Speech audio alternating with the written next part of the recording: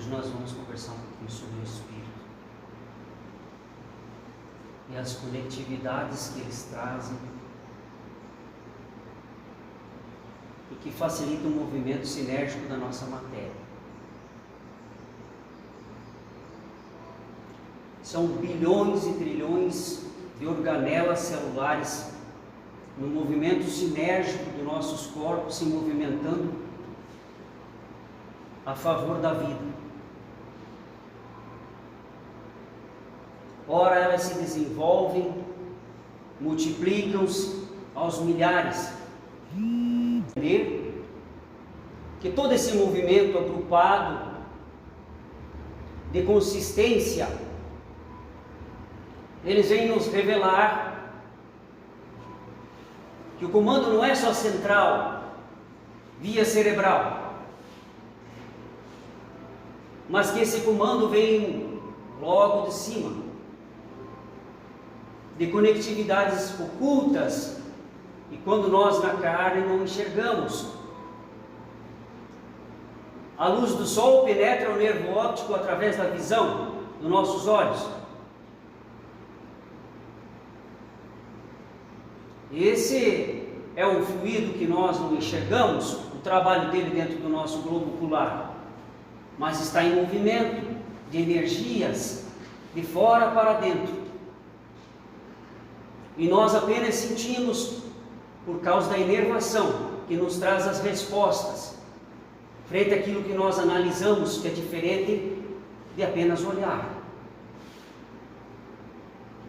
Quando Allan Kardec procurou estudar e trazer o livro A Obra dos Espíritos na biblioteca do Senhor Dante em 1857, ele tinha um propósito mais que material, para que essa face oculta que está dentro de nós e que enobrece nossos sentidos e se amplia, ela fosse sendo descoberta através dos nossos esforços, e que nós fôssemos entendendo a visão do Cristo há mais de 2000 anos atrás, quando falava do corpo e da alma, dos movimentos que fazem as energias do externo para dentro e entendendo principalmente de dentro para fora essa materialização.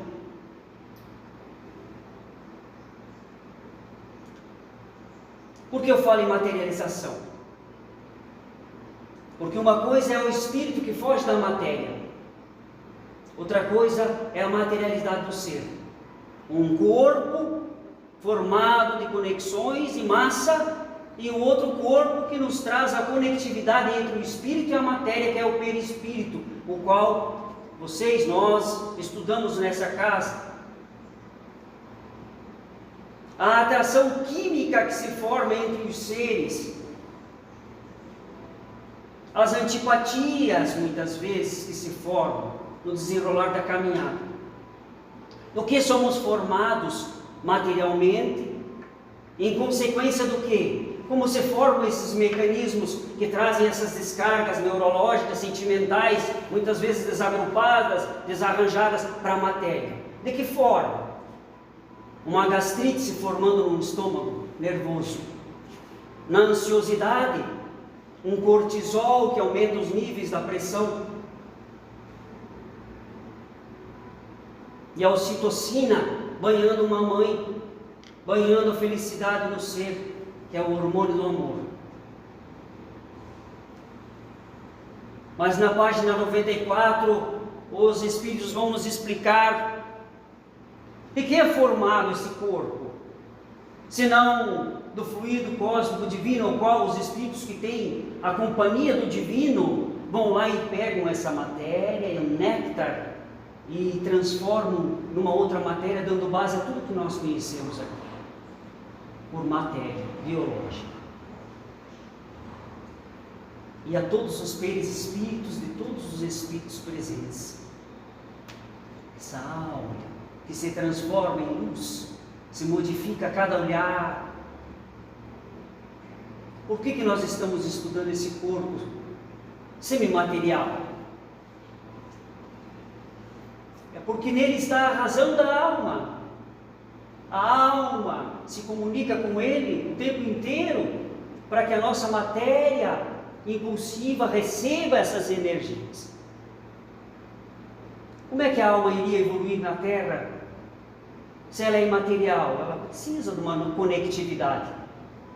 E esse corpo organizacional que traz as vontades do espírito até a nossa matéria, tal é o espírito, tal é o corpo, tal é o grau do espírito, tal é a sedimentação desse corpo energético, tal é o resultado da matéria. Problemas, dificuldades da neurociência, déficits neurológicos congênitos, dificuldades da expressão, problemas alérgicos, o qual a matéria não aceita porque o perispírito está registrado, tudo aquilo que a criatura vibrou em outros antepassados e do agora também. Mas então o Kardec, na questão 257 do Livro dos Espíritos, vai falar sobre o ensaio das sensações no corpo físico e vai dizer que esse corpo é o que prende, através do laço fluídico, o espírito na matéria.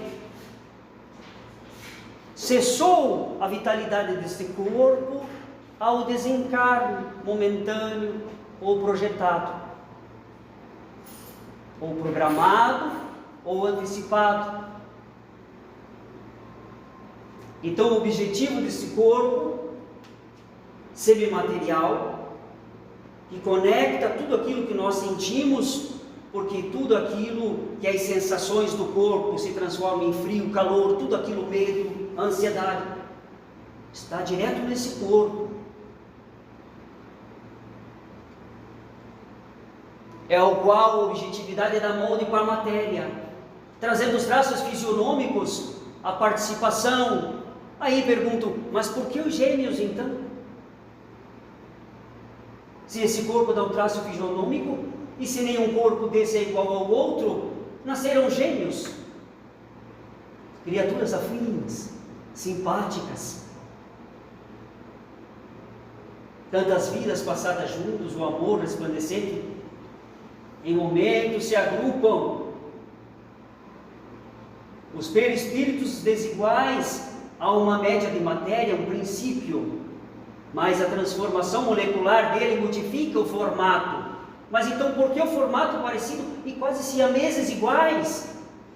De duas uma, a união dos corações, ou o ciúme, você vai bonito e eu feio, não, eu vou bonito também. Mas e o grau da energia desse corpo, de um para o outro, mesmo nos gêmeos siameses, será que é igual? Será que o nosso grau espiritual, sedimentado no perispírito, é igual ao grau de Jesus? Mesmo com a mesma matéria transformada do fluido cósmico divino em uma matéria que dá base aos perispíritos? Não, não é igual. O cheiro perispiritual não é igual. O brilho mais intenso, mais brando, mais limpo. Como peneirar uma sujeira de uma areia suja. Uma peneira fina vai gerar uma areia fina. Uma peneira engrossada, com os poros mais alargados, essa sujeira vai se transpassar. E a areia que vai cair não vai ser a mesma areia fina. Essa é a compreensão.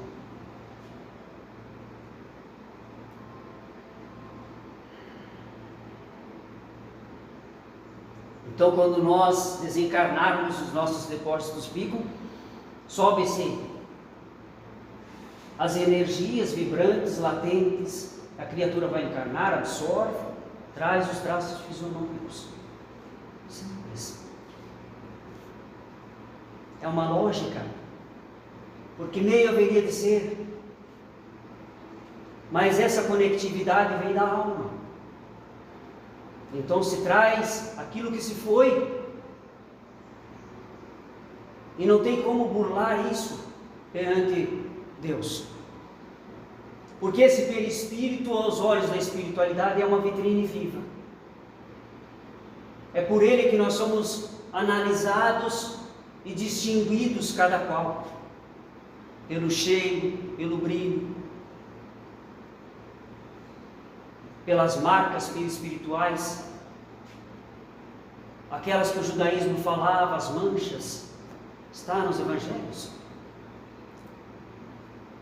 Então, a elevação dos sentimentos, a melhor parte nossa, o estudo, até mesmo uma leitura, vai fracionando esse conhecimento, vai colocando para dentro do espírito e tirando o congestionamento do perispírito,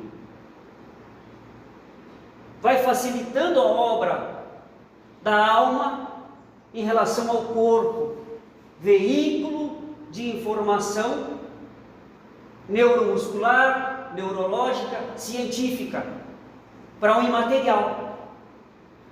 Para quê? Para a evolução da alma.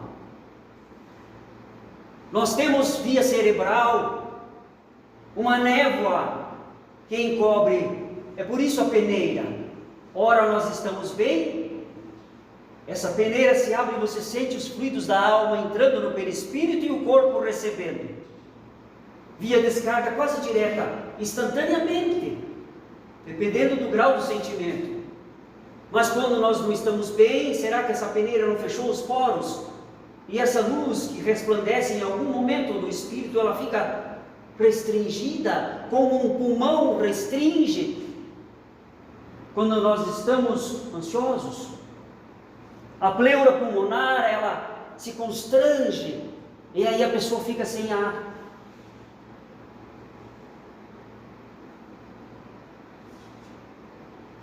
Está tudo em nós, esses sentidos. E sem falar que quando nós saímos dessa terra, está lá, no livro de Allan Kardec, basta conferir, precisa trocar a vestimenta, deixar a vestimenta velha, carnal, momentânea, transitória, sai o perispírito enrolado na alma, envoltório, e para que você adentre outro planeta mais puro, essa vestimenta é trocada, despida a alma, fica um campo mental, quem sabe? E aí você vai lá para outro planeta, tem que absorver matéria. Qual é a forma de absorver essa matéria?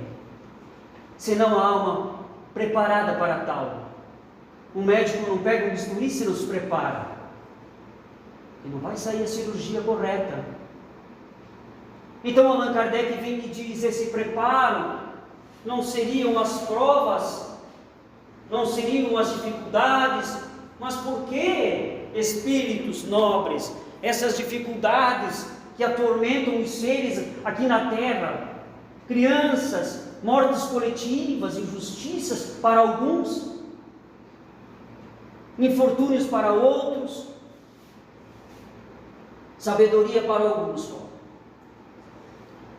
Mas não seria porque vocês, meus amigos, dão mais valores às coisas materiais do que sentimentais? As coisas da terra, colocada nos alforjes, o qual Jesus disse, não guardem coisas a mais. Se preocupem mais com o espírito do que com o pão. Porque até os corvos são alimentados. Não seria isso as provas maiores?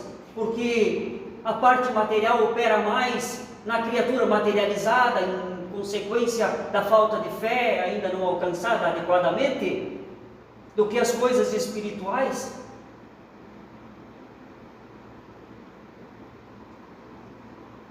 A matéria, quando se machuca, ela pode ser limpada, oxigenada, ela pode ser asepsiada, corrigida uma fratura, e ainda tem que corrigir da forma certa, porque o osso pode ficar torto. Mas o espírito guarda nele as marcas das queloides, das palavras. Aquela cicatriz grosseira, que é difícil desmanchar só com raspagem médica, eteriamente vai mudando no perispírito. Via comportamentos inadequados, via situações mal engolidas, via falta da limpeza das lágrimas no próximo. Então essas cicatrizes, elas perduram de vida para vida, e elas vão deixando rastros de desilusões, muitas vezes. Essas feridas do sentimento, elas doem mais que um tombo, elas doem mais que a dor muscular. Mas os espíritos vão dizer que não existe dor sem o remédio, não existe dor sem remédio, nem feridas que não se curem por tempo, porque nós estamos acompanhados. Para quem acha que está sozinho, não estamos sozinhos. Nós estamos em todos os lugares, aqui e acolá. E a visão do Espírito é diferente da visão da terra, porque o Espírito enxerga através, fora, para dentro, e a matéria enxerga de dentro para fora, porque a consciência está restringida num ser corpóreo. Se o médico conseguisse enxergar, mesmo depois de passar a asepsia no bisturi, em toda a sala, tudo o que existe de fluidos numa parede hospitalar, não operava. A espiritualidade enxerga. Por isso que ninguém está sozinho. Há o amparo. Não tem como o ser humano ficar desamparado. Lesão, distúrbios na área central do cérebro, do perispírito, aquela mancha cerebral. Se vocês pudessem enxergar, distúrbios do sono, irregularidades do déficit de atenção. Na área abdominal, cólicas menstruais, problemas mais intrínsecos que vão se transformando no perispírito e dão à matéria um mioma, pedras na vesícula. Nós estamos falando de moralmente falando. Existe a parte provocada, sem contar na parte provocada. Estamos falando de via espírito, descargas, que a nossa atenção deve estar voltada, principalmente a atenção do médium quando vai dar o passe. Porque como falamos na quinta-feira, na sala do passe, perdoe-me,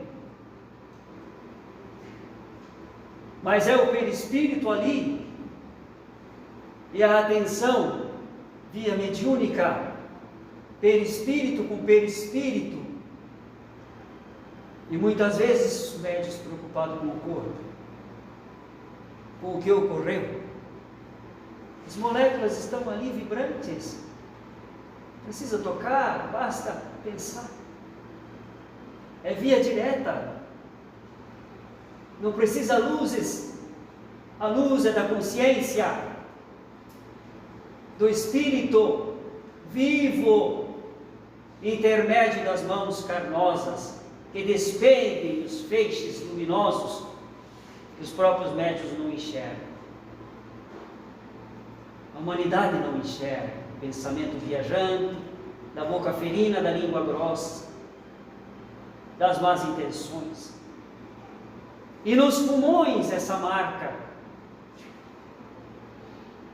a apneia do sono. E aí fazem uso do CPAP. Olha, eu paro para respirar à noite, e coisa que o médico não compreende, via espírito, a única coisa é fazer a química dar certo. Mas é a solução da química espiritual dentro do coração. a autoconsciência, maior valor. Por isso que na hora do desencarne, os espíritos têm que ir lá, olhar o perispírito, analisar o momento certo, porque a família está ali golpeando aquele perispírito que está se desarranjando, se modificando a todo momento, e aí aquele jardim perispiritual está cheio de inso, de picuinhas mentais, psíquicas, e os espíritos, a única coisa que tem que fazer é ir lá, em caravanas como médicos orientados no hospital, mas intermédio do perispírito energia, e retirando aqueles fluidos aos poucos, e aí se enxerga a ânsia da morte, o medo de morrer, passa um flash na cabeça do encarnado, que não está entendendo porque não estudou, e às vezes demora esse processo. Por isso que não é instantâneo para retirar um corpo semimaterial, unido ao espírito, agarrado na matéria. Como que vamos fazer? A criatura não quer desencarnar. Ninguém quer. Eu quero encarnar, eu não vejo a hora, mas quando chega a hora de partir, para o desencarne, para voltar à pátria, eu não quero. Porque eu trouxe junto aquele espírito que brigava comigo, mas agora eu amo, agora eu não quero mais sair daqui. É a colheita, meus irmãos. São os feitos, e isso não tem raça, não tem cor, não tem modelo de corpo, não tem cor de cabelo, nem olho azul, nem preto. É o grau do espírito que dá os traços fisionômicos. É a vontade, e a vontade opera sobre os corpos. E a vontade na hora do desencarne também opera a lucidez que o espírito vai partir para o outro lado. Querem um exemplo? Se vocês conseguirem se desprender um pouco, afrouxar os liames do perispírito durante o sono, que é o ordinário, é o primeiro, aonde que passou todos os traços cerebrais, e o espírito se desdobra e vai mais ainda.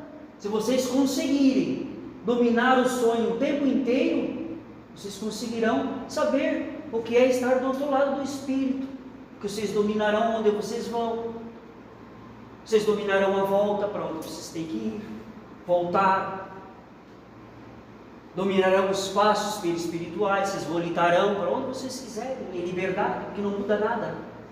Aqui os passos materiais, e lá os passos volitais. E é assim que se compatua a vida. O silêncio mental são asas importantes na caminhada. A busca pelo melhor do outro, porque ninguém veio aqui para servir a si próprio, veio para servir o outro. É por isso a família, é servir o outro, como a mãe serviu no parto, banhada de ocitocina e felicidade com aquela criatura briguenta da outra vida, e nem tem noção de que era o inimigo voltando aos braços daquele que mais brigava. Se soubesse, conseguisse enxergar a aura espiritual, perispiritual, materializada, diria: sai de mim, Satanás. O ser humano não é assim. Mas nós estamos na caminhada com Allan Kardec para que nós vamos aos poucos depurando as moléculas do perispírito. Uma boa obra. É assim que o Cristo fazia, porque se fosse as chicotadas, teria que ser mesmo no lombo de São Pedro, porque era o mais briguento de todos, mas o mais preparado. Aquele que nós olhamos às vezes que a gente acha que é o mais preparado é o menos. E aquele que só serve a água às vezes tem o coração gigante. tem um perispírito radiante de energia, que quando vai na sala do passe, dá passe nos médios em vez de levar o passe. Quando entra na casa espírita, ajuda o palestrante a dar a palestra, e o palestrante nem sabe que foi ele que estava ali, influenciando nas energias perispirituais, via mediúnica. Por isso Jesus falou do mais simples.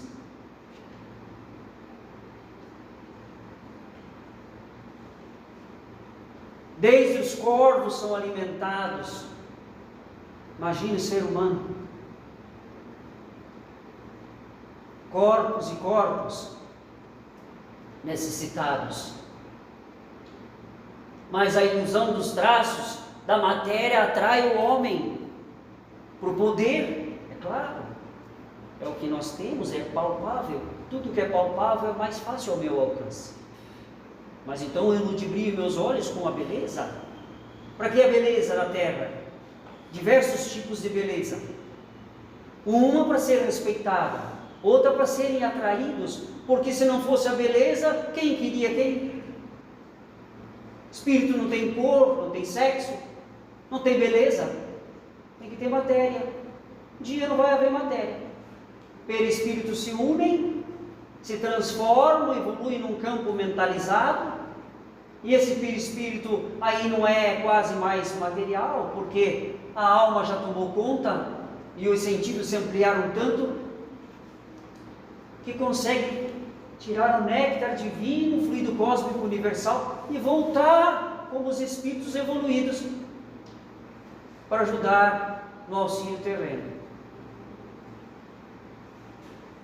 Chamamos o companheiro para fazer as últimas palavras e a prece final. Agradeço a tarde, a atenção de todos.